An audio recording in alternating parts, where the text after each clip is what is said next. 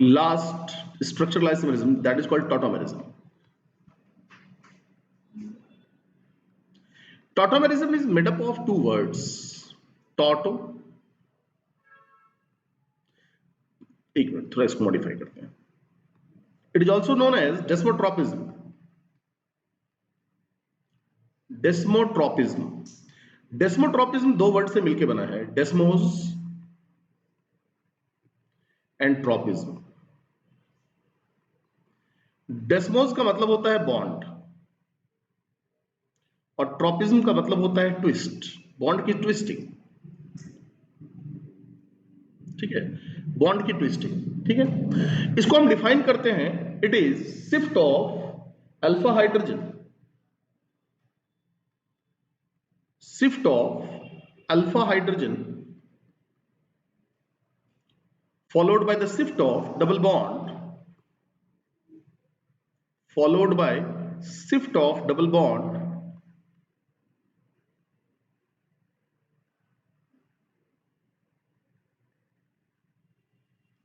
ठीक है. यहां पे अल्फा हाइड्रोजन का शिफ्ट होगा फॉलोड बाय, यहां पे न्यूक्लियर शिफ्ट होता है, न्यूक्लियर शिफ्ट इज देयर. यहां पे क्या होगा बच्चों, न्यूक्लियर शिफ्ट होगा. समझ में आ रहा है ना, न्यूक्लियर शिफ्ट. जब एटम शिफ्ट होगा तो न्यूक्लियर शिफ्ट होगा, तो हाइड्रोजन का शिफ्ट है, हाइड्रोजन के एटम का शिफ्ट है.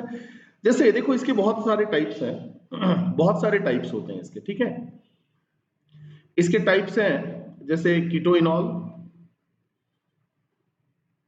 कीटोइनॉल, नाइट्रो एसी नाइट्रो. अभी मैं पहले समझाऊंगा nitro aci nitro, lactam lactim, lactam lactim. ठीक है, नाइट्रस एसिड में टॉटोमेरिज्म होता है, इन नाइट्रस एसिड.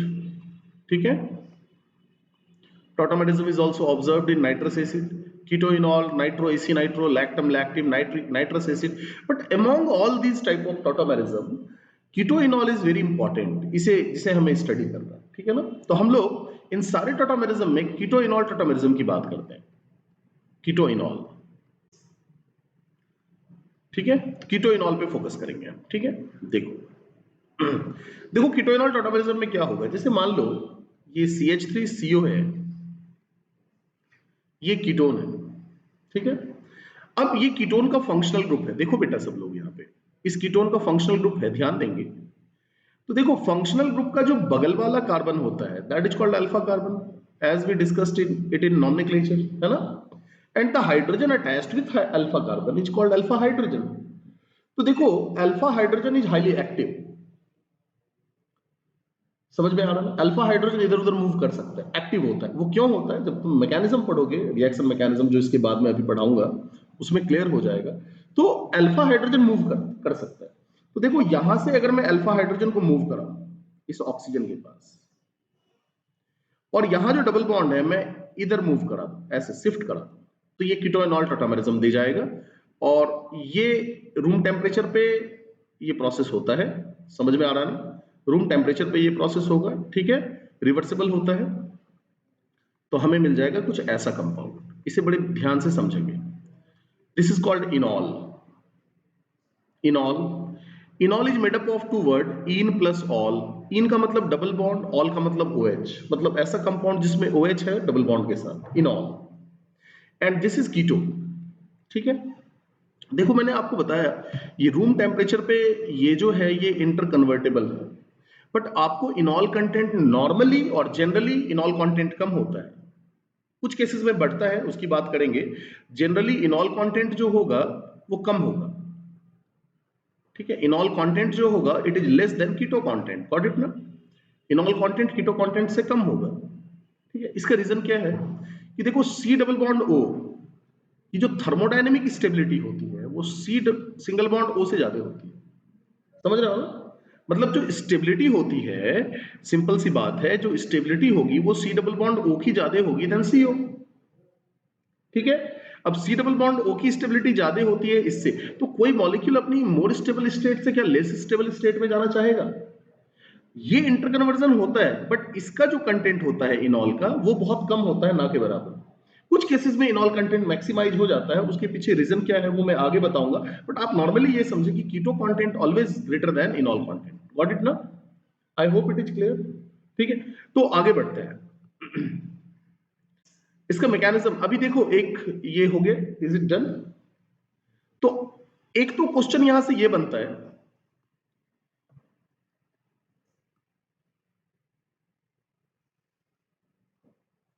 एक तो क्वेश्चन ये बनता है कि भाई आउट ऑफ द गिवन कीटो, ठीक है, कौन सा फॉर्म टोटोमेरिज्म करेगा? एक क्वेश्चन ये बनता है कि कौन सा फॉर्म टोटोमेरिज्म करेगा। समझ रहे हो ना?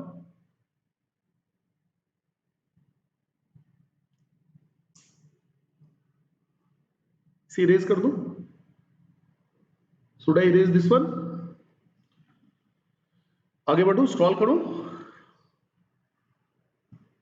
देखो क्वेश्चन, यहां से एक क्वेश्चन बनता हुआ आता है कि कौन सा कंपाउंड टोटोमेरिज्म करेगा। ठीक है, जैसे मैं 3 कंपाउंड दे रहा हूं, देखो।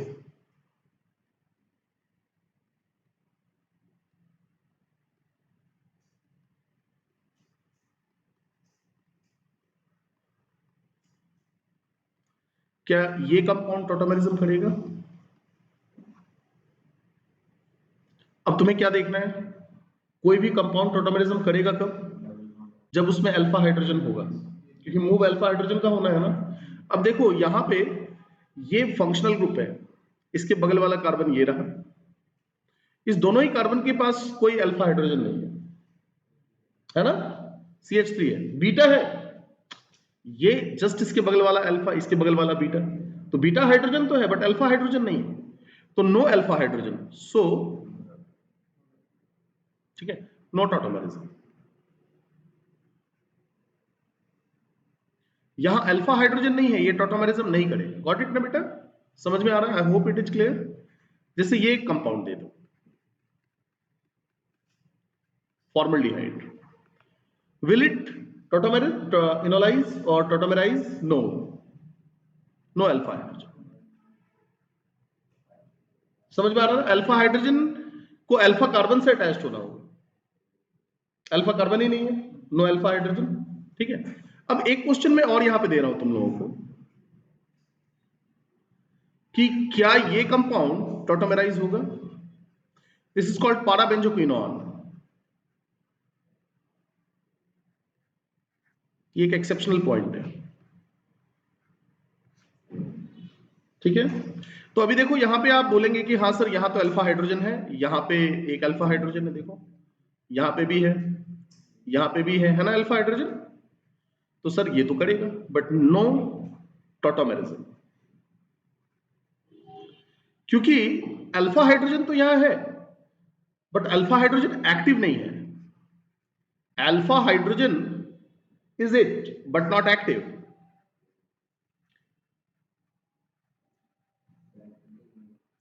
देखो नॉर्मली क्या होता है, अल्फा हाइड्रोजन नॉर्मली एक्टिव होता है। एक्टिव अल्फा हाइड्रोजन का मतलब है जो यहां से मूव होके यहां चला जाए। ठीक है, नॉर्मली अल्फा हाइड्रोजन एक्टिव होता है। ठीक है, all active hydrogen are alpha hydrogen, but it converse is not true, and this is example of such case.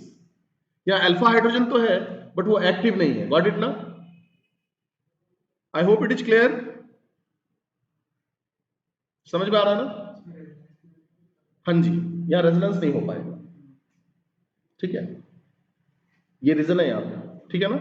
Alpha hydrogen तो है, वो क्यों एक्टिव नहीं है उसको मैकेनिज्म वाले पार्ट में करेंगे, बट याद रखें अगर ये, इसे हम कहते हैं पारा बेंजोक्विनोन, पारा बेंजोक्विनोन, तो ये एक एक्सेप्शनल केस है जिसका ध्यान आपको रखना होगा। पारा बेंजोक्विनोन में नहीं होगा टोटोमेरिज्म। ठीक है ना? ये तो मोनोकार्बोनाइल कंपाउंड दिया आपको, कोई भी, चाहे वो अल्डिहाइड हो या कीटोन हो, वो टोटोमेराइज होगा अगर उसके पास अल्फा हाइड्रोजन होगा तो। समझ रहा है ना? नोट करके हम इसे लिखेंगे, मोनोकार्बोनाइल कंपाउंड, मोनोकार्बोनाइल कंपाउंड एल्डिहाइड और कीटोन दोनों में से जो भी हो,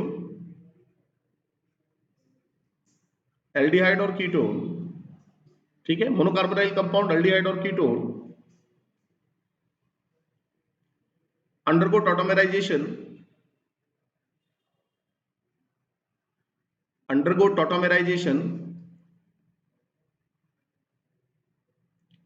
if it bears alpha hydrogen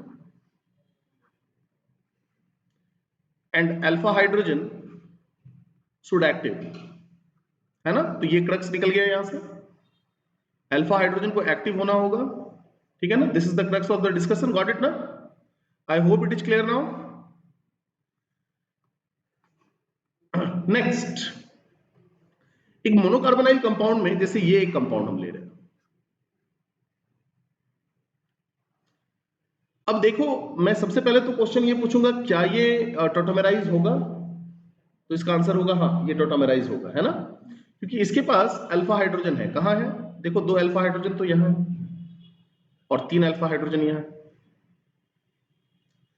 अब यहां पे अल्फा हाइड्रोजन में ये अल्फा हाइड्रोजन का जो रिलेटिव पोजीशन है वो इस अल्फा हाइड्रोजन से अलग है, तो इसे अल्फा हाइड्रोजन डैश मान लें, है ना? अब यहां पे 2 इनॉल बनने की पॉसिबिलिटी है. अब यहां पे 2 इनॉल बनने की पॉसिबिलिटी है ना बेटा? एक इनॉल जब ये अल्फा हाइड्रोजन का को हटा करके डबल अल्फा, ये अल्फा हाइड्रोजन मूव करे और डबल बॉन्ड इधर शिफ्ट हो जाए, तो एक तो इनॉल ये बन जाएगा, देखो, है ना? और दूसरा इनॉल ये वाला अल्फा हाइड्रोजन डैश को हटा दें अगर हम, तो है ना,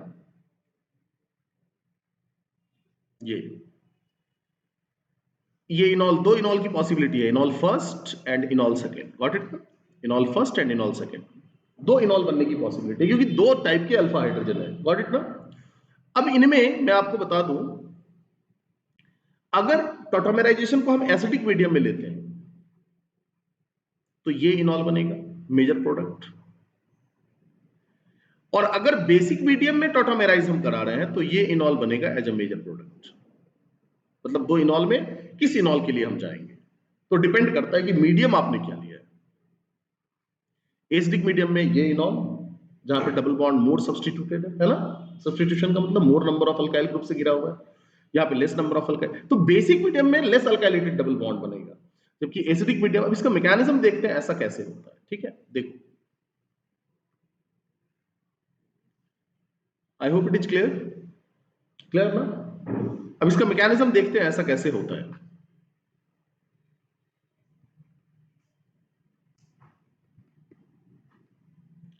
देखो बेटा, सब लोग देखो,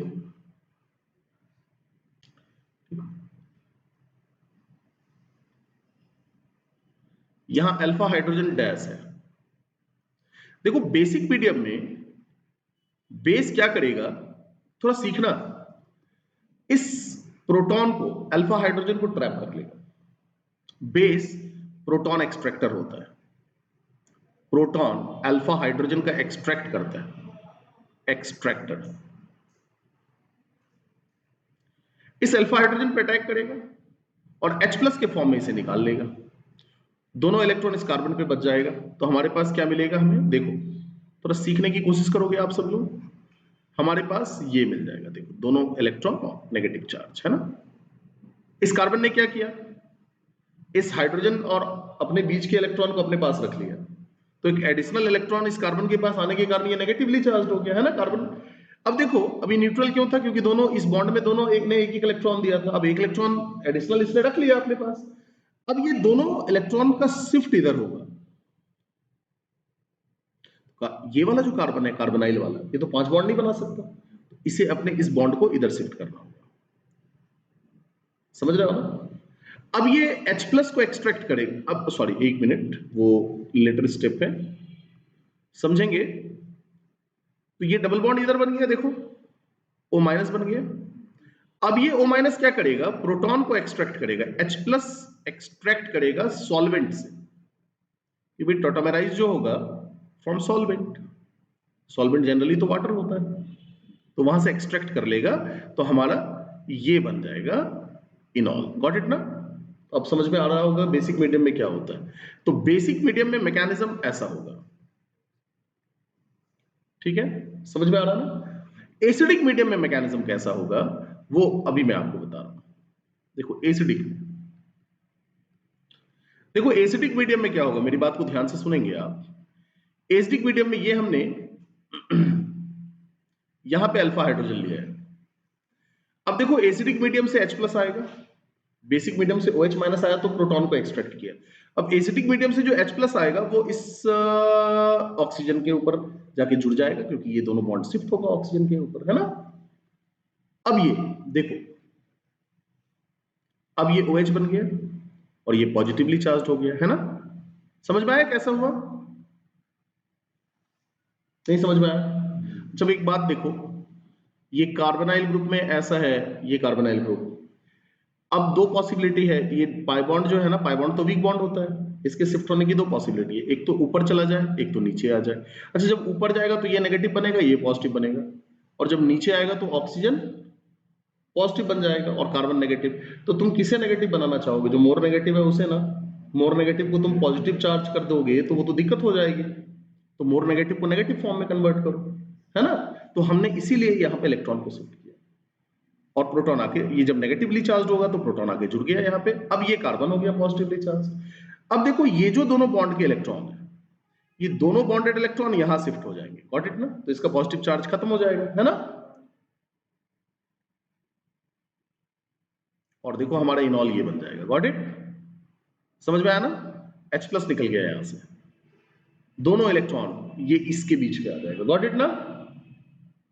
तो आई होप ये मैकेनिज्म थोड़ा समझ में आया होगा आप लोगों को, क्योंकि ये अर्ली स्टेट है आइसोमेरिज्म में। जब आप ऑर्गेनिक रिएक्शन मैकेनिज्म डिस्कस करोगे, जब मैं करूंगा डिस्कस, तो ये सारा मैकेनिज्म आपको बहुत इजी लगने वाला है, समझ रहे हो ना। बट अभी थोड़ा समझना है कि बेसिक पीडीएफ, जब दो इनॉल बनने की पॉसिबिलिटी है, जब दो इनॉल बनने की पॉसिबिलिटी हो, जैसे यहाँ पे मैंने आपको बताया कि यहाँ पे ये यहाँ से भी अल्फा हाइड्रोजन जा सकता है, यहाँ से भी जा सकता है, आप कहाँ से निकालना पसंद करोगे? तो आप, कोई तुमसे पूछेगा कि कौन सा इनॉल, भाई इनॉल ऑलवेज कम बनता है, बट कम में भी मेजर कौन होगा? कम में भी कौन बनेगा? तो कम में वो बनेगा, डिपेंड करता है कि आपने मीडियम क्या लिया है ना। अगर एसिडिक मीडियम होगा तो मोर अल्काइलेटेड इनॉल बनेगा, अगर बेसिक मीडियम होगा तो लेस अल्काइलेटेड इनॉल बनेगा, गॉट इट ना। I hope it is clear, ठीक है। तो ये कुछ बेसिक बातें थी टॉटोमेरिज्म से, ठीक है। अभी तक हमने ऐसे कंपाउंड को डिस्कस किया जिसमें कार्बोनाइल ग्रुप की संख्या 1 है। अब हम लोग डाइकार्बोनाइल कंपाउंड को डिस्कस करेंगे, जहां कार्बोनाइल ग्रुप की संख्या 2 हो जाएगी, और अभी थोड़ा लेवल बूस्ट होगा। डाइकार्बोनाइल कंपाउंड्स, इसमें दो तरह के डाइकार्बोनाइल कंपाउंड्स को हम डिस्कस करने जा रहे हैं। दो तरह के डाइकार्बोनाइल कंपाउंड को डिस्कस करने जा रहे हैं, समझ में आ रहा है ना। एक पहला तो 1,2 डाइकार्बोनाइल कंपाउंड,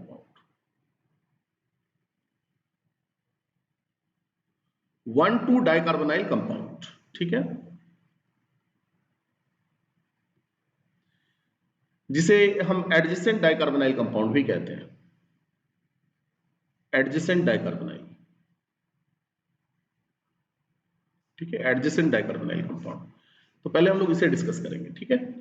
तो जैसे देखो, क्वेश्चन से स्टार्ट करते हैं। CH3 C double bond OR, ठीक है जी। अब R का मतलब कोई भी अल्काइल ग्रुप हो सकता है, इथाइल, ब्यूटाइल, प्रोपाइल, तो मैंने सिंपली R लिख दिया, मतलब आपको हाइड्रोजन यहां से मूव कराना है। तो इसका टॉटोमेरिज्म कैसे बनाएगा, टॉटोमेरिक इनोलाइजेशन कैसे होगा बताओ? यहां से H को मूव कराएगा, डबल बॉन्ड यहां शिफ्ट कर देगा। क्या मैं सही कर रहा हूं? ये इनॉल बन गया। अब यहां पे मैं पूछूं कि इन दोनों में से किसका कंटेंट ज्यादा होगा, तो कीटो का ज्यादा होगा, नाम से बोलना पहले। कीटो का ज्यादा होगा, कीटो वाला फॉर्म कार्बोनाइल जहां पे है, इनॉल का कम होगा। तो ये पाया गया कि जो इनॉल का कंटेंट है वो लगभग 10⁻⁴% है, बहुत कम है भाई, बहुत कम है। देख रहे हो ना, 10⁻⁴%, मतलब 0.0001%। कितना कम परसेंट हो गया देखो, समझ रहे हो ना। कीटो डोमिनेट किया, क्यों किया ये तुम्हें पता है कि C डबल बॉन्ड O की थर्मोडायनेमिक स्टेबिलिटी ज्यादा होती है, समझ रहे हो ना। Next,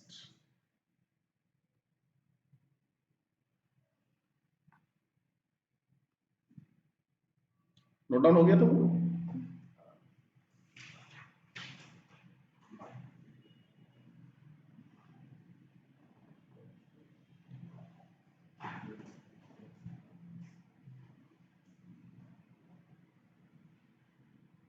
is it clear?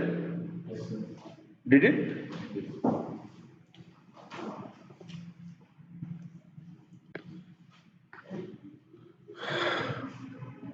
हो गया भाई। नेक्स्ट, अब देखें, अगर मैं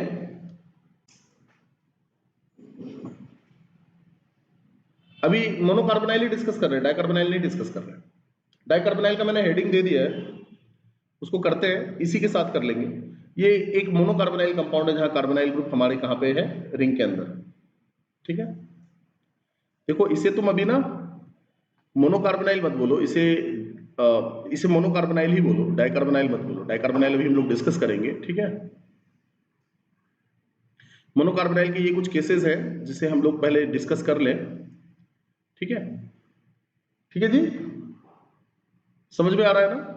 नाउ अभी देखो, ये एक मोनोकार्बोनाइल कंपाउंड है, इसके पास अल्फा हाइड्रोजन है ना, यहां पे देखो, ये HH, ये HH है।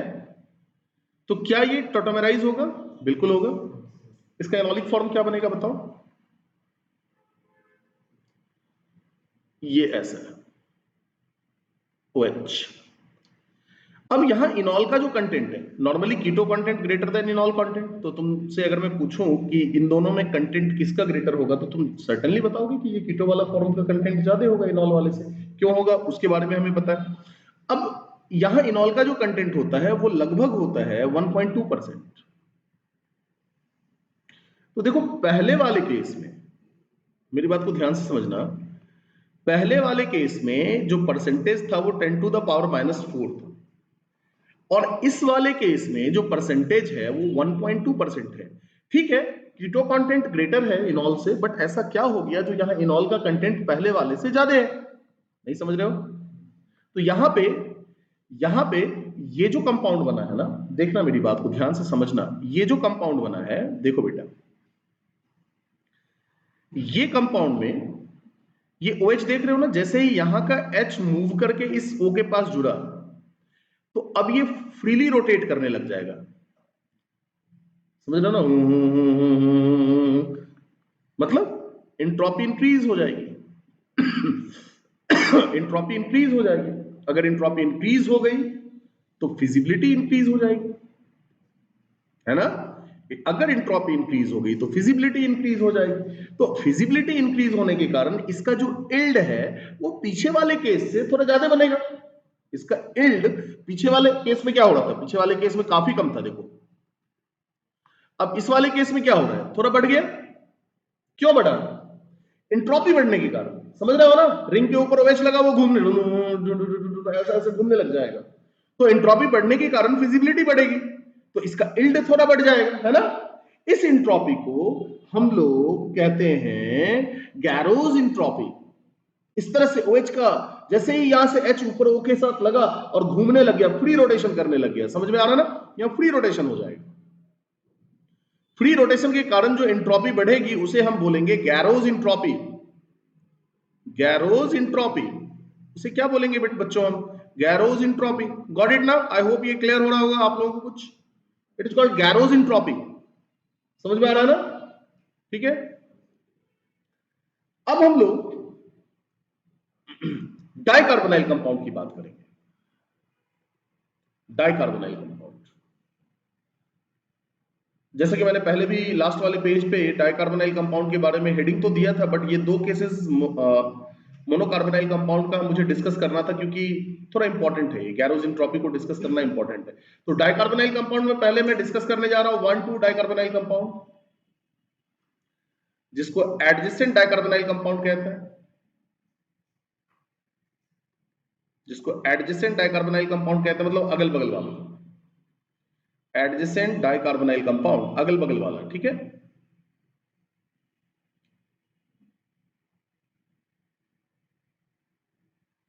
ठीक है ना? Got it? एडजेसेंट डाइकार्बोनाइल कंपाउंड, जैसे ये एक केस है, मेरी बात ध्यान से देखो।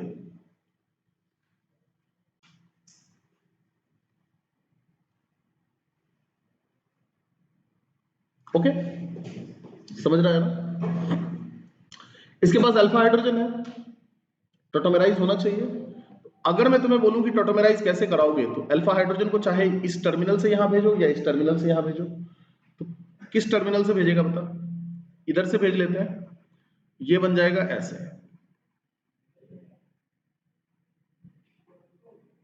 इनॉल।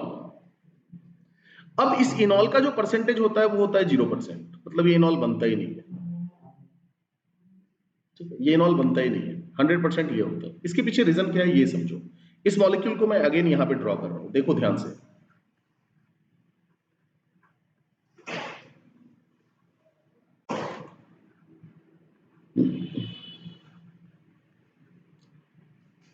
देखो आप लोग सब ध्यान से देखना, यहां पे आप ये आसपास 1-2 पोजीशन पे हमारा 2 कार्बोनाइल ग्रुप है। अब जब ऐसा होता है ना, तो ये दोनों ऑक्सीजन के जो लोन पेयर है ये आपस में नजदीक आ गए, तो लोन पेयर रिपल्सन होने लगता है। तो इस रिपल्सन को मिनिमाइज करने के लिए ये जो कार्बोनाइल ग्रुप है वो कुछ इस तरह से ओरिएंट होता है, देखो बेंट हो जाता है इस तरह से। समझ में आया ना? आप देखो दोनों कार्बोनाइल ग्रुप इस तरह से है यहां पे, यहां लोन पेयर रिपल्सन लग रहा है ना? तो इस सीओ को नीचे आना होगा स्टेबल होने के लिए। समझ में आया ना? ये सीओ नीचे आ गया, एक सीओ ऊपर रहेगा तो दूसरा नीचे आ जाएगा इस तरह से। अब यहां पे नो लोन पेयर रिपल्सन, ठीक है, और ये सबसे स्टेबल फॉर्म में ऑलरेडी है। तो कोई ऐसा स्टेबल फॉर्म इनॉल बनने के बाद, नॉर्मली इनॉल बनने के बाद कोई एडिशनल ऐसा फैक्टर नहीं है जो इसके इनॉल को स्टेबलाइज कर रहा हो, इसलिए इनॉल 0%, ये पहले ऑलरेडी मोस्ट स्टेबल फॉर्म है। ये कार्बोनाइल दोनों एक साइड है, लोन पेयर रिपल्सन हो रहा है। मैं एक बार रिपीट कर रहा हूं, इसे ध्यान से समझेंगे। तो जैसे ये नेचुरली क्या होता है, ये इस तरह से बेंड हो जाता है, तो लोन पेयर रिपल्सन क्या हो जाता है, फॉरबिडन हो जाता है। अब कोई एडिशनल ऐसा फैक्टर नहीं है जो इनॉल को स्टेबलाइज कर रहा हो। नॉर्मली बच्चे बोलते हैं सर इनॉल कंटेंट तो ज्यादा होना चाहिए क्योंकि यहाँ पे एच बॉन्ड स्टेबलाइजेशन हो सकता है ना? और एच बॉन्ड स्टेबलाइजेशन इनॉल के कंटेंट को बढ़ाता है, रेजो स्टेबलाइजेशन इनॉल के कंटेंट को बढ़ाता है। मगर यहाँ पे इनॉल का कंटेंट 0% इसलिए है क्योंकि यहाँ एच बॉन्ड बन ही नहीं सकता। अगर तुम यहाँ से इनॉल बनाओगे तो देखो यहाँ पे एच OH आ जाएगा, ये ऑक्सीजन ऊपर है, ये OH नीचे है, तो एच बॉन्ड तो बन ही नहीं सकता। तो कोई एडिशनल ऐसा फैक्टर नहीं है जो इसके इस इनॉल को स्टेबलाइज कर रहा। आई होप ये क्लियर हो गया होगा, ठीक है। नाउ नेक्स्ट, एक तो ये वाला केस है। अब जैसे यहां पे हम इसके एक साइक्लिक कंपाउंड में डाइकार्बोनाइल कंपाउंड की डिस्कशन को करते हैं, जैसे ये है एक, ठीक है, ये है।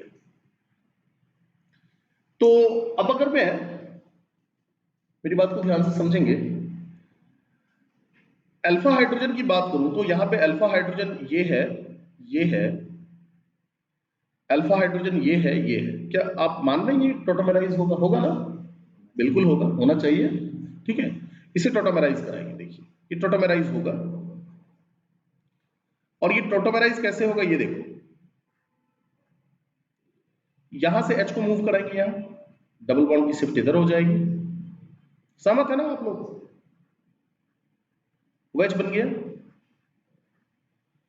अब यहां पे इनॉल 100% होगा या ये 0% होगा। अब यहां इनॉल 100% क्यों होगा? क्योंकि यहां पे H बॉन्ड स्टेबलाइजेशन होगा। क्योंकि देखो यहां पे जो दोनों कार्बोनाइल है ना, ये रिंग में, and bending of ring in such a manner is not possible. समझ में आ रहा ना?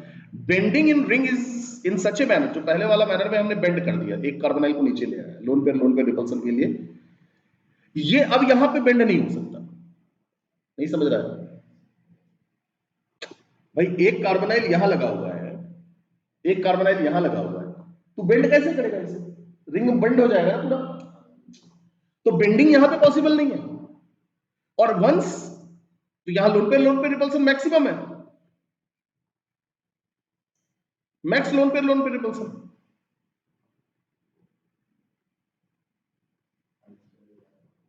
ठीक है, ये तो हाईली अनस्टेबल है भाई। ये स्टेबल हो जाता अगर बेंडिंग पॉसिबल होती, तो मिनिमाइज करता। बट ये लोन पेयर रिपल्सन मैक्सिमम है। अब जैसे ही इसने इनॉल के फॉर्म में खुद को कन्वर्ट किया, कि भाई लोन पे रिपल्सन मिनिमम हो गया और साथ साथ में H बॉन्ड बन गया, गॉट इट ना? तो ये रीजन है कि इनॉल कंटेंट 100% हो जाए, गॉट इट ना? हाँ?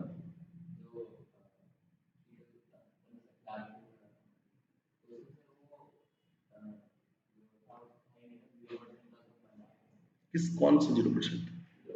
पहले वाला, ये वाला, वही तो मैं बता रहा हूँ। मैंने पहले ये बना के तुमसे पूछा टोटोमेराइज करा के कि परसेंटेज कितना होगा, ये होगा ही नहीं, 0% होगा ना, वो इनॉल के ही फॉर्म में प्रेजेंट रहेगा। नहीं समझ में आया? रिलेटिव स्टेबिलिटी देखना कीटो और इनॉल के बीच में, ठीक है? आई होप ये समझ में आ गया होगा। आगे बढ़ जाए, ठीक है? नाउ अब हम लोग बात करेंगे, हाँ रोटेशन पॉसिबल होता जब रिंग बहुत बड़ा होता, तो नोट करके लिख लो कि रोटेशन पॉसिबल हो जाता, rotation is possible only when ring size is greater than at least 8 carbon atom. समझ में आ रहा है ना? रोटेशन, बट यहां पे कार्बन की संख्या कितनी है? 5 है ना? Rotation is only possible in bigger chain,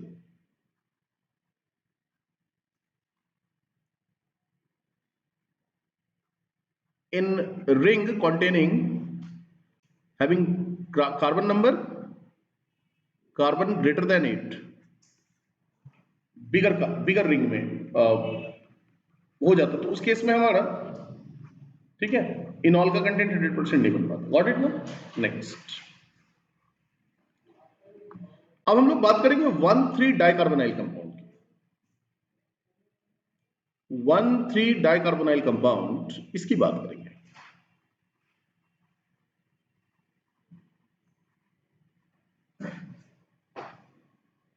जैसे फॉर एग्जांपल ये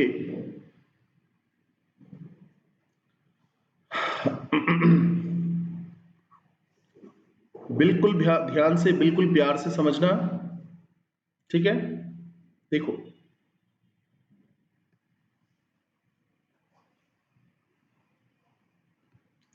देखो यहां पे दो टाइप के अल्फा हाइड्रोजन है, एक तो ये ब्लू वाला, दोनों का रिलेटिव पोजीशन सेम है। 1,3 का मतलब समझ में आया, ये अगर पोजीशन 1 है, ये 2 है, ये 3 है, मतलब एडजेसेंट पे नहीं है, आसपास नहीं है। अब यहाँ लोन पेयर रिपल्सन नहीं होगा ऑक्सीजन के बीच में, समझ में आ रहा है? ये 1,2 के केस में पॉसिबल था, ठीक है? अब देखो यहाँ पे एक तो अल्फा कार्बन ये है जिससे अल्फा हाइड्रोजन जुड़ा हुआ है, दूसरा एक अल्फा कार्बन ये है। तो देखो यहाँ पे भी दो इनॉल की पॉसिबिलिटी है बच्चों, दो इनॉल की पॉसिबिलिटी है। एक तो ऐसे इनॉल की पॉसिबिलिटी है,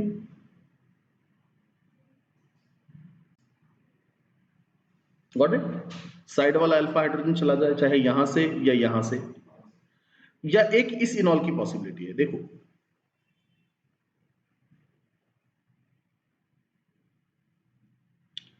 तो इनॉल फर्स्ट और इनॉल, देखो यहां भी दो इनॉल की पॉसिबिलिटी है। हम इन दो पॉसिबिलिटी में इसके लिए नहीं जाएंगे, इसके लिए जाएंगे। ऐसा क्यों, मैं ये बताता हूं। देखो यहां जो अल्फा हाइड्रोजन यहां जो है वो मोर एक्टिव है, it is more active alpha hydrogen, got it ना? और यहां जो अल्फा हाइड्रोजन है लेस एक्टिव है। तो ऑलवेज हम किसे प्रेफर करेंगे मूव कराने के लिए? जो मोर एक्टिव होगा, बीच वाला। देखो ऐसा, अब आप क्वेश्चन पूछ सकते हैं सर ऐसा क्यों होता है, ठीक है? देखो यहां पे ऐसा इसलिए होता है क्योंकि यहां पे अगर मैं, देखना, कुछ ग्रुप्स के नेचर की बात करूं, मेरी बात को ध्यान से समझना, और यहां पे मैं एक हाइड्रोजन को ऐसे निकाल के दिखाता हूं। देखो सब लोग का ध्यान यहां होना चाहिए, बहुत इंपॉर्टेंट कॉन्सेप्ट है ये, और बहुत जबरदस्त लेवल पे जाके हम स्टडी कर रहे हैं, समझ में आ रहा है ना? देखो ये भी अल्फा हाइड्रोजन है, ये भी अल्फा हाइड्रोजन है। अब इस अल्फा हाइड्रोजन की एक्टिविटी ज्यादा क्यों है बीच वाली 1,3 डाइकार्बोनाइल कंपाउंड? क्योंकि ये जो कार्बोनाइल ग्रुप है ना बेटा, अभी तुम मैकेनिज्म में पढ़ोगे, ये इलेक्ट्रॉन को खींचता है अपनी ओर, इलेक्ट्रॉन विड्रॉइंग ग्रुप है, इसको EWG लिखेंगे, इलेक्ट्रॉन विड्रॉइंग ग्रुप है, इलेक्ट्रॉन को अपनी ओर खींचेगा। तो देखो ये जो CH बॉन्ड है, ये दो कार्बोनाइल के द्वारा खींचा जाएगा, इलेक्ट्रॉन इधर और इधर, तो दो कार्बोनाइल इलेक्ट्रॉन को खींच रहा है, तो ये CH बॉन्ड मोर वीक हो जाएगा, दिस बॉन्ड बिकम्स वीकर, है ना? क्यों भाई? क्योंकि दो इलेक्ट्रॉन विथड्रॉइंग ग्रुप है, ये दोनों इलेक्ट्रॉन को खींचेगा, तो ये वाला बॉन्ड वीक हो जाएगा, है ना? जबकि ये जो CH बॉन्ड है ये रिलेटिवली मोर स्टेबल होगा, मोर स्ट्रांग होगा, क्योंकि ये अगर खींचा जाएगा तो ये एक ही कार्बोनाइल के नजदीक है ना जो खींचा जाएगा, है ना? नहीं समझ रहा है? दूसरा तो बहुत ही डिस्टेंट है, बट यहां CH में एक दोनों साइड इसके कार्बोनाइल है, तो ये बीच वाला जो हाइड्रोजन है ये मूव करेगा, तो बीच वाला हाइड्रोजन को अगर मूव करके इनॉल बनाते हैं तो ये हमारा इनॉल ये होगा, आप इस इनॉल के लिए नहीं जाएंगे, गॉट इट ना? ठीक है, तो ना अब इस इनॉल की बात कर लेते हैं, इसे मैं स्क्रॉल कर दूं, तो हमारे पास इनॉल क्या बन के आ गया, ये हमारा कीटो फॉर्म था, ये हमारा कीटो फॉर्म था, देखो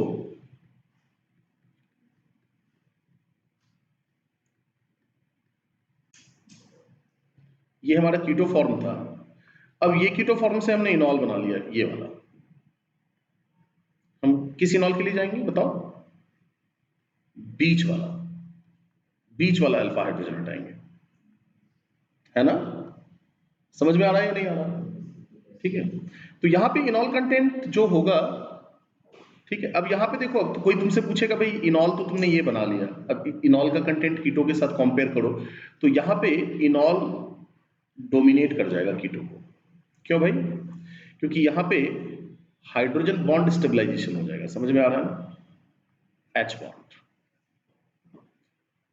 इंट्रामोलिकुलर हाइड्रोजन बॉन्ड के बन जाने के कारण इनॉल का कंटेंट बढ़ के 76% हो जाता है और कीटो को बीट कर जाता है, गॉट इट ना? समझ रहे हो ना? समझ में आ रहा ना? इनॉल कंटेंट प्रीडोमिनेट करता है, इनॉल कंटेंट प्रीडोमिनेट करेगा कीटो कंटेंट, इसे जनरलाइज कर लेंगे, when H bond stabilization, H bond stabilization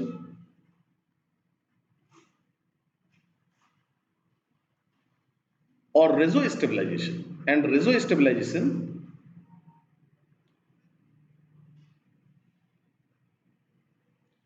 and reso stabilization occurs in enol, समझ में आ रहा है ना? जैसे देखो यहाँ पे H बॉन्ड स्टेबलाइजेशन ने इनॉल कंटेंट क्या किया, 76% काफी बढ़ा दिया, कीटो को भी बीट कर गया, है ना?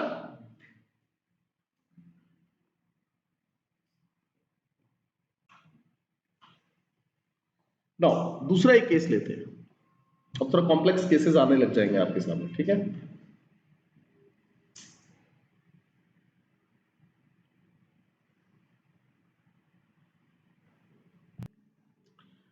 नो, अब कुछ और स्पेशल केसेस को हम लोग डिस्कस कर लेते हैं, जैसे एक केस है PH C double bond O CH2 C double bond O PH, ठीक है? अभी देखो, स्वाभाविक सी बात है कि अगर हम इनॉल बनाएंगे तो ये बीच वाले से, ये 1,3 डाइकार्बोनाइल कंपाउंड का केस है और बीच वाला हाइड्रोजन मूव करेगा, है ना? तो इनॉल बना लिया हमने ऐसे, PH COH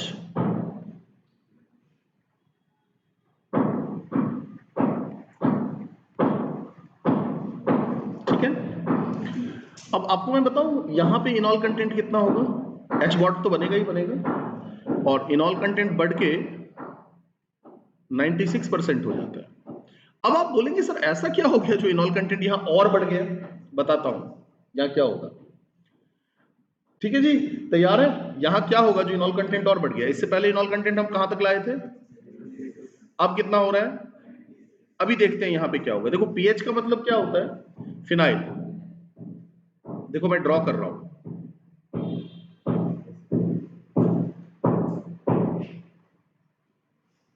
ठीक है?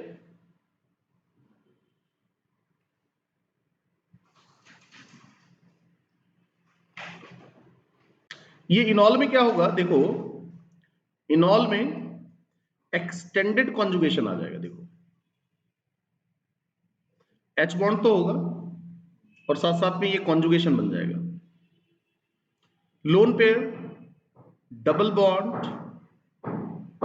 बॉन्ड कॉन्जुगेशन, या ऐसे देख सकते हैं lone pair double bond ring conjugation. तो कॉन्जुगेशन होगा तो कॉन्जुगेशन और एक्सटेंडेड हो जाएगा तो क्या होगा, रेजोनेंस ज्यादा होगा, एक्सटेंडेड कॉन्जुगेशन। अगर कॉन्जुगेशन एक्सटेंडेड होगा तो क्या होगा, रेजोनेंस होगा, और रेजोनेंस होगा तो क्या होगा, मॉलिक्यूल और स्टेबल हो जाएगा। तो कॉन्जुगेशन एक्सटेंड कर रहा है, देखो देख रहे हो ना, कॉन्जुगेशन एक्सटेंड कर रहा है, गॉट इट ना। एक बहुत लार्ज कॉन्जुगेशन बन रहा है ना। तो extended conjugation and hydrogen bond both stabilizes enol, and due to these two reasons the percentage of enol becomes 96%. Got it now? I hope it is clear now. Okay, very good. Now आगे बढ़ते हैं।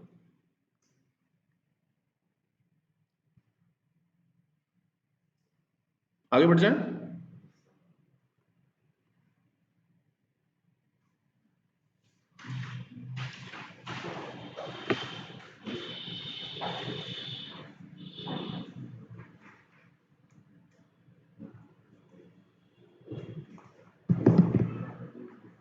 Should I proceed further?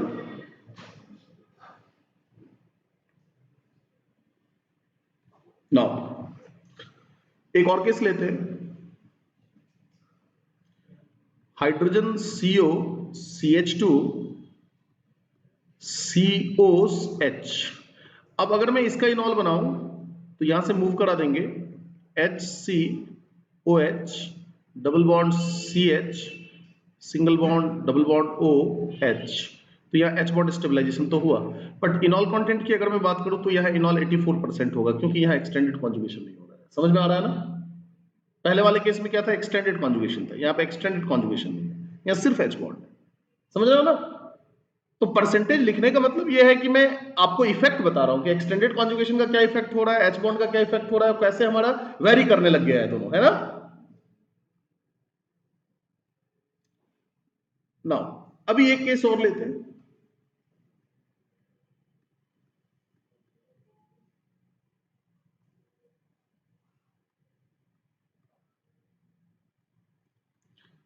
अगर मैं इसका enolisation करा, enolisation का मतलब प्रोटोमेराइजेशन या इनॉल में कन्वर्जन, इसका मैं अगर इनोलाइजेशन कराऊं तो देखो ये अल्फा हाइड्रोजन है, अभी भी still it have an alpha hydrogen.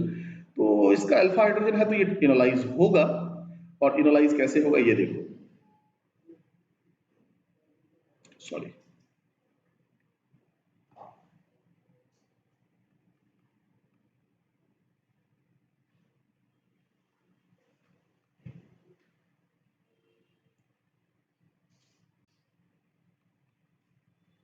ये इनोलाइजेशन हो गया।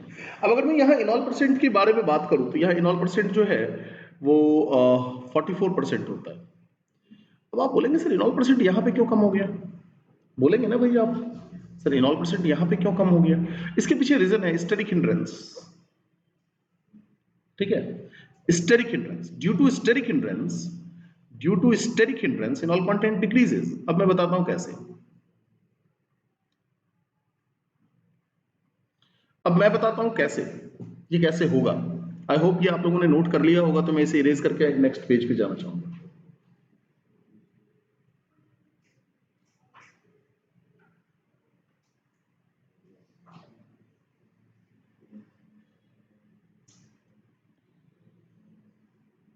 Is it done? Okay.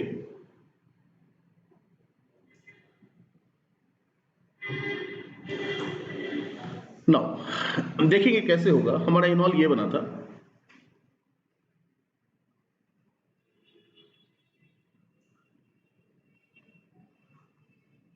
ध्यान देंगे, देखिए यहां H बॉन्ड बनेगा और इस तरह से ये साइक्लाइज हो जाएगा।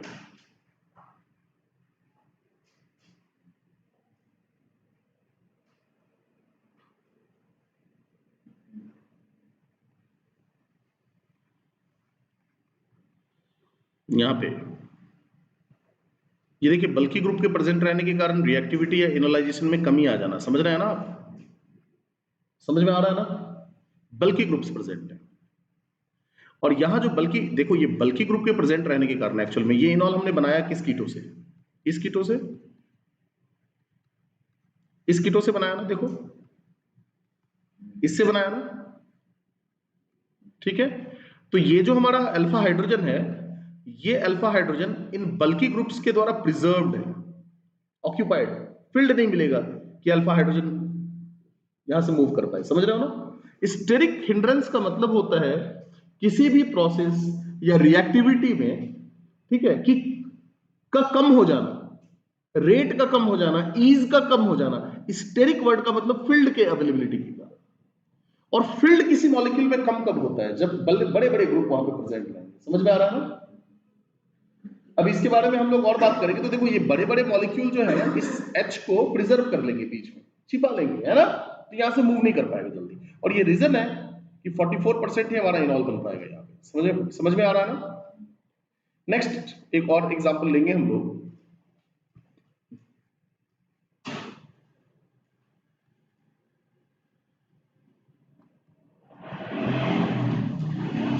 इसे समझेंगे और अच्छे तरीके से। ये देखो ये टर्शियरी ब्यूटाइल ग्रुप मैंने सब जगह लगा दिया। पहले तो CH3 था। अब ये इनोलाइजेशन होगा ही नहीं। क्यों भाई, ऐसा क्यों? Steric hindrance, exactly. ग्रुप और बल्कि हो गए, ग्रुप और बड़े हो गए, नहीं समझ में आ रहा है। ये जो हाइड्रोजन होगा वो और प्रिजर्व हो जाएगा, ये बहुत फ्रीली मूव नहीं कर पाएगा यहां से, और ड्यू टू स्टेरिक हिंड्रेंस ये इनोलाइज होगा ही नहीं। तो ये एक और एग्जांपल आ गया जहां अल्फा हाइड्रोजन तो है बट ये इनोलाइज नहीं हो पाएगा due to steric hindrance. It is an exceptional case, got it ना। तो इन सारे पॉइंट्स को एकदम अच्छे से जहन में बसा लेना है। ओके, हम लोग एडवांस लेवल का डिस्कशन कर रहे हैं बेटा अभी, ठीक है ना। अब कुछ और एक्सक्लूसिव केसेस के बारे में बात करते हैं। 1,3 डाइकार्बोनाइल कंपाउंड की बातें हमने कर ली है। अब हम लोग कुछ और स्पेशल केसेस के बारे में बात करते हैं। अगर ये हो गया हो तो मैं इसे स्क्रॉल अप करूं।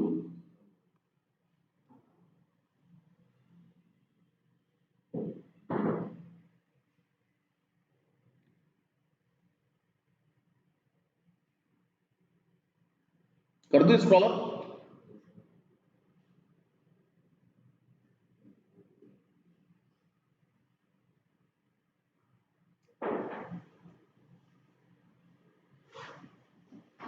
Is it done now? अब कुछ मिसलेनियस प्रॉब्लम करते हैं। जैसे फॉर एग्जांपल इसके बारे में क्या कहना है?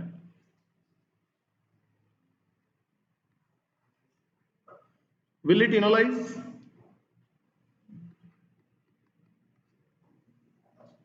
यस और no?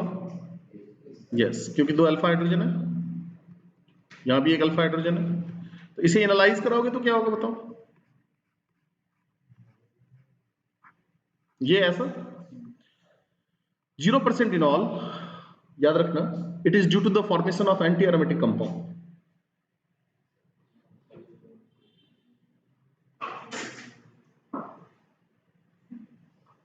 I hope it is clear now, got it ना। अभी केसेस देखते जाओ, ठीक है।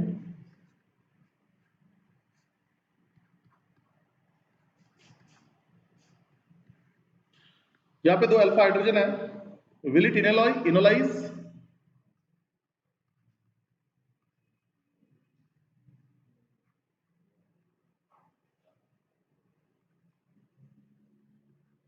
100% enol content, it is due to it is aromatic. अब एरोमेटिक कैसे है ये समझो। अगर मैं यहां पे ऑक्सीजन और कार्बन के बीच के डबल बॉन्ड को शिफ्ट करूं तो किसके ऊपर शिफ्ट करना होगा? तो ये वाला साइड क्या हो जाएगा? Plus plus. चलो इसका दूसरा स्ट्रक्चर बनाते हैं, O माइनस, O माइनस, ये plus plus. It is an aromatic system, conjugated, cyclic, planar, and it is aromatic. Huggles rule को भी फॉलो करना है, गॉट इट ना। नेक्स्ट एक और केस को करते हैं। Is it done?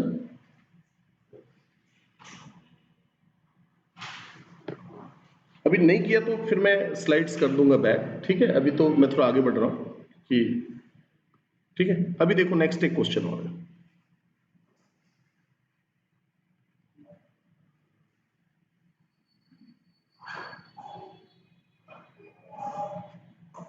will it enolize?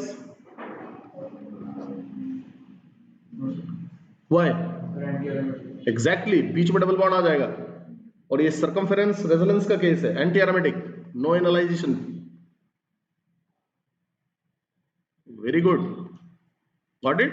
क्योंकि ये क्या बन जाएगा बताओ, ये एंटी एरोमेटिक बन जाएगा। समझ में आ रहा है ना? इट इज एंटी, एंटी की बहुत अनस्टेबल होता है, it is anti aromatic compound. Got it और नॉट? नेक्स्ट,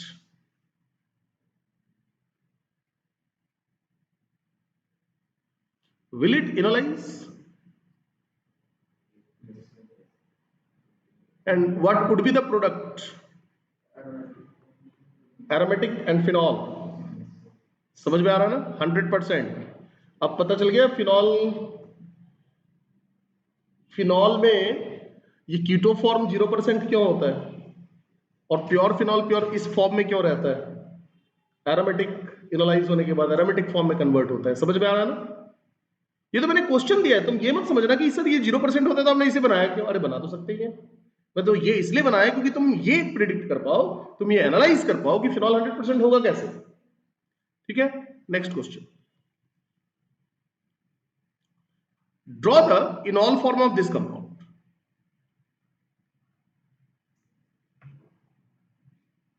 अभी देखो यहां पे दो अल्फा हाइड्रोजन है, मेरी बात को ध्यान से समझो, एक तो ये और दूसरा ये। कभी भी ऐसा कंपाउंड आए ना, ठीक है, कभी भी ऐसा कंपाउंड आए, यहां पे इंटरनल एंगल कितना है? 60 और यहां पे 120। समझ में आ रहा है ना? तो इंटरनल एंगल जैसे जैसे मैंने तुम सब लोगों को बताया कि 3 मेंबर रिंग की स्टेबिलिटी कम होती है ना? तो कभी भी डबल बॉन्ड 3 मेंबर रिंग की ओर मत बनाओ। तो what would be the product? This would be the इनॉल।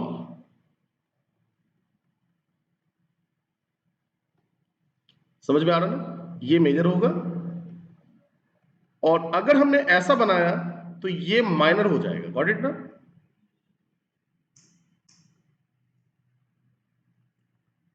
ठीक है जी।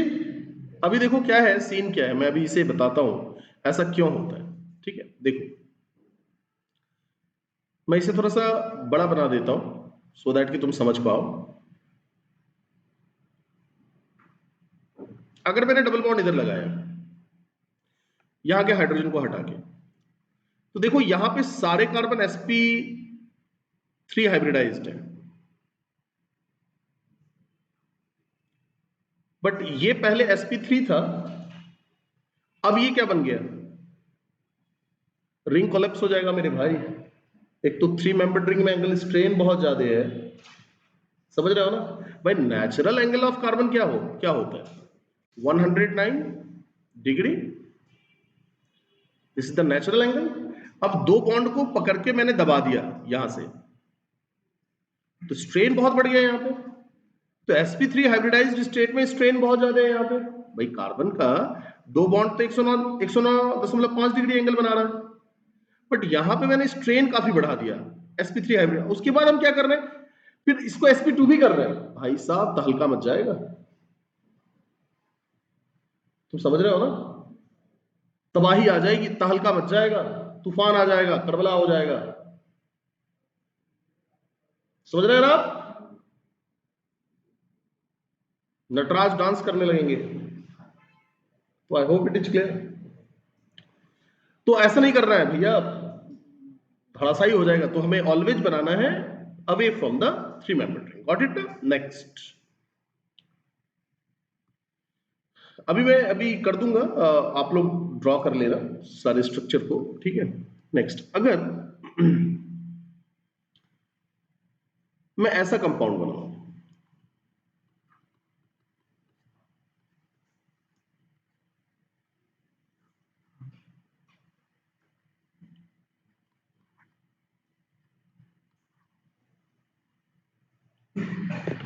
तो what would be the major enol in this compound?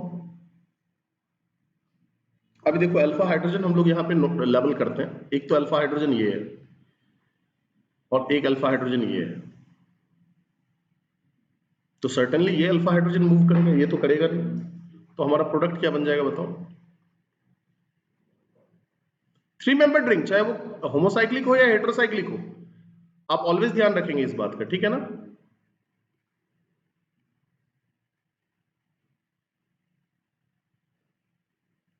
H bond stabilization हो जाएगा, है ना? चलो, तो ये सारे केसेस हैं जो हमने डिस्कस किए हैं, सारे केसेस एक्सक्लूसिव केसेस हैं, ठीक है ना? अब हम लोग बात करेंगे, आज आज मैंने डिस्कस भी किया है अल्फा हाइड्रोक्सी अनसिमेट्रिकल कीटोन, ठीक है? Alpha hydroxy unsymmetrical ketone, case of alpha hydroxy unsymmetrical ketone.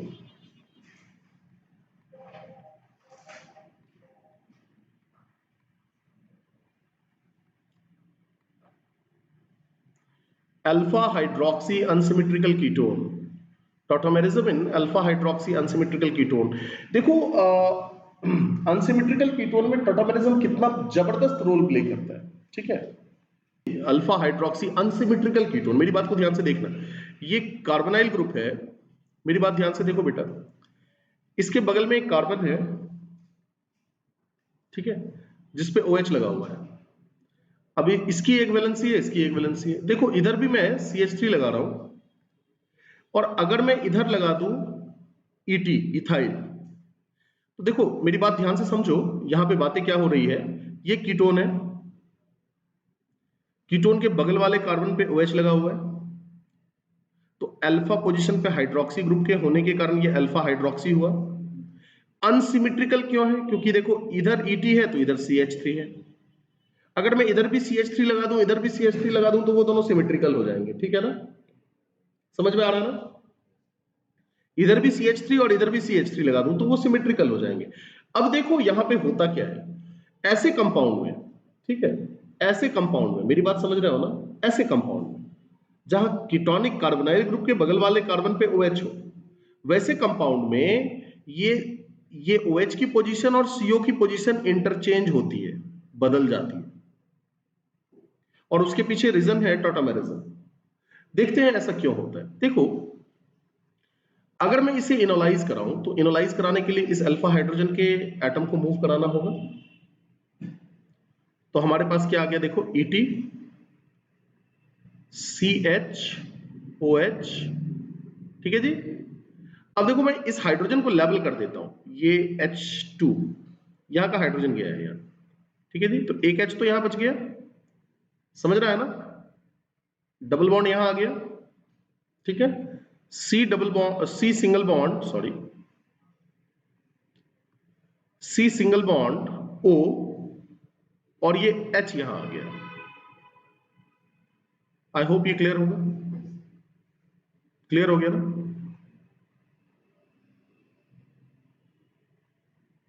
I hope ये क्लियर हो गया होगा, ठीक है। मैं थोड़ा सा और यहां पे से ऑर्गेनाइज करके लिख देता हूं, देखो ये OH, अभी क्या हुआ था यार, ये H, ये सॉरी ये लाल वाला H इस येलो ऑक्सीजन के पास गया, है ना? ये लाल वाला H इस येलो ऑक्सीजन के पास गया, और ये डबल बॉन्ड का शिफ्ट इधर हो गया, है ना? तो ये इनॉल बन गया। अब देखो अगर मैं फिर से इसको उल्टा करूं, तो यही हमारा कीटो फॉर्म बनेगा, है ना? बट अब यहां पे देखो तुम, पॉसिबिलिटी दो है। अब मैं क्या कर सकता हूं कि इस रेड वाले H को यहीं छोड़ दूं, और इस पीले वाले H को यहां डाल दूं, डबल बॉन्ड को यहां ले आऊं, तो अभी क्या हो जाएगा हमारा सीन बताओ? ET CO डबल बॉन्ड, समझ में आ रहा है ना? समझ में आ रहा है या नहीं? नहीं समझ में आ रहा है? समझ में आ रहा है ना? COH Me CH3, समझ में नहीं आया? आया समझ में? आया? हुआ क्या, पहले मैंने मेरी बात को ध्यान से सुनो, CHOH C double bond O CH3। मेरी बात को ध्यान से समझना है यहाँ पे। मैंने क्या किया, डबल बॉन्ड को यहां शिफ्ट किया और इस H को यहां से यहां मूव कर दिया। तो ET वाला C के पास से H को मूव किया है, तो इनोलाइज हो गया ये ऐसा।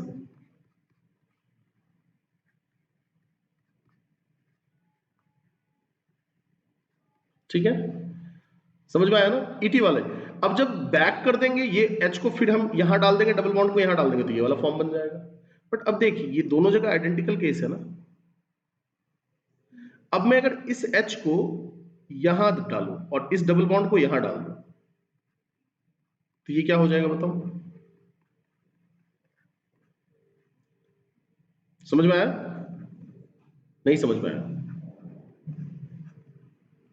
अब एक बात बता, पहले कार्बोनाइल कहां था, CH3 के पास, अब कार्बोनाइल किधर है? पोजीशन चेंज हो गया ना, क्योंकि इनोलाइज करने के बाद हम सेम पोजीशन पे हैं। अगर दूसरा वाला H चला गया और डबल बॉन्ड दूसरे पोजीशन पे चला गया, तो CO इधर आ गया है ना। आई होप ये आपको समझ में आ गया होगा। नहीं आया समझ में? आ गया ना। इसको हम लोग अल्फा हाइड्रोक्सी अनसिमेट्रिकल कीटोन का केस कहते हैं, जहां पे कार्बोनाइल और CHOH का जो पोजीशन है वो चेंज होगा। इज इट क्लियर ना? नहीं आया समझ में? मैं इसे एक बार फिर से समझाता हूं। देखो देखो यहां ध्यान से समझो, मैं इसे लेबल करके समझाता हूं तो ज्यादा बेहतर तरीके से समझ में आएगा। And this the last topic of tautomerism. मेरी बात को ध्यान से समझेंगे। ये हमने CH3 C double bond O CHOH और C2H5 ले लिया हमने, ठीक है। अब अगर मैं इसे एनालाइज कराऊं तो क्या करेंगे हम, इस H को यहां ला देंगे और इस डबल बॉन्ड को इधर इधर प्लेस करेंगे, तो हमारा इनॉल कैसा बनेगा बताओ? बताओ तुम लोग सब बताओगे। CH, ये OH बन गया, डबल बॉन्ड इधर आ गया, सॉरी, हाँ ठीक है, C2H5। अब देख मैंने क्या किया था, ये वाला जो H है वो यहां से यहां मूव हुआ है, डबल बॉन्ड इधर आ गया। अब अगर मैं इस वाले H को, अब मैं इस वाले H को यहां मूव करूं और डबल बॉन्ड को यहां शिफ्ट कर दूं, तो पोजीशन चेंज हो जाएगा ना CHOH का। तो अब हमारा जो इनॉल बनेगा, कीटो बनेगा, वो कैसा बनेगा बताओ? समझ में आया ना क्या हो रहा है? अगर अल्फा पोजीशन पे CHOH हो कीटो ग्रुप के बगल में, तो ये इनका पोजीशन चेंज होता है। समझ में आ रहा है?